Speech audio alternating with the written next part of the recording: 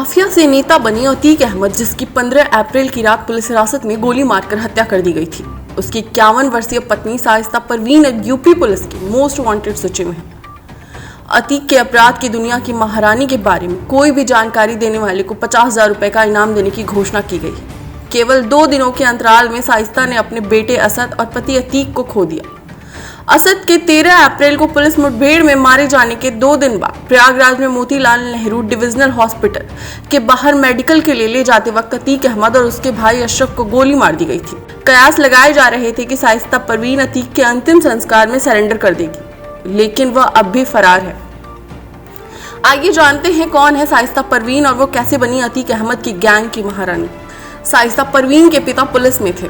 वर्ष 1996 में अतीक अहमद से शादी होने से पहले शाइस्ता की दुनिया बिल्कुल अलग थी। उसने 12वीं तक पढ़ाई की है। अतीक की पत्नी बनने से पहले उसका किसी भी अवैध गतिविधियों से कोई संबंध नहीं था।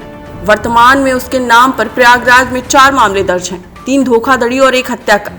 पहले 3 मामले 2009 में कर्नलगंज पुलिस स्टेशन में दर्ज किए गए थे। भारतीय दंड संहिता की धाराओं 420 धोखाधड़ी, 467 मूल्यवान सुरक्षा या वसीयत की जालसाजी, 468 धोखाधड़ी के उद्देश्य से जालसाजी और आर्म्स एक्ट की धारा 30 लाइसेंस या नियम का उल्लंघन के अलावा 471 जाली दस्तावेज का इस्तेमाल करना जैसे मामले दर्ज हैं। मर्डर का केस उमेश पाल हत्याकांड के बाद दर्ज हुआ। शाइस्ता उमेश पाल हत्याकांड के मुख्य आरोपियों में से एक है। शाइस्ता 2021 में असउद्दीन ओवैसी की पार्टी से जुड़ी। जनवरी 2023 में वह बसपा में शामिल हो गई। जब शाइस्ता बसपा में शामिल हुई तो उसने कहा था कि सपा सुप्रीमो से दोस्ती के कारण मेरे पति अतीक अनुशासन नहीं सीख पाए। मेरे पति हमेशा बसपा को पसंद करते थे और पहले भी बसपा के शीर्ष नेताओं की मदद करते थे।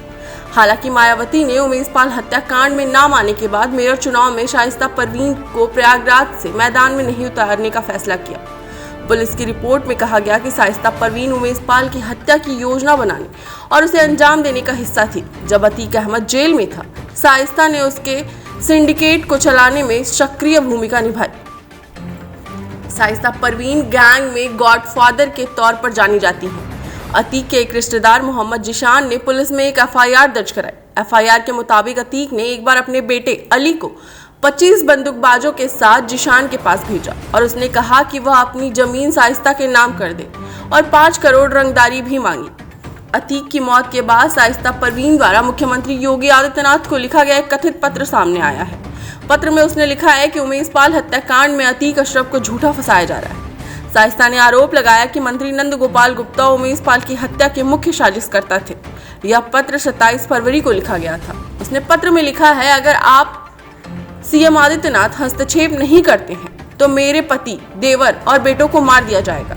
जैसा कि पुलिस शाइस्ता परवीन को ढूंढ रही है, रिपोर्टों में कहा गया है कि उसे फिलहाल खोज पाना मुश्किल काम हो सकता है, क्योंकि शाइस्ता अपने पति अतीक अहमद की मृत्यु के बाद इद्दाह की रस्म का पालन कर रही होगी। इस दौरान उसे किसी से भी मिलने की अनुमति नहीं होगी। ऐसे में उसके ठिकाने का पता लगा पाना मुश्किल काम हो सकता है। पुलिस को शक था कि वह अपने बेटे असद के जनाजे में बुर्का पहनकर चोरी छुपे आ सकती है, लेकिन वह नहीं आई। डेस्क रिपोर्ट, अटल टीवी।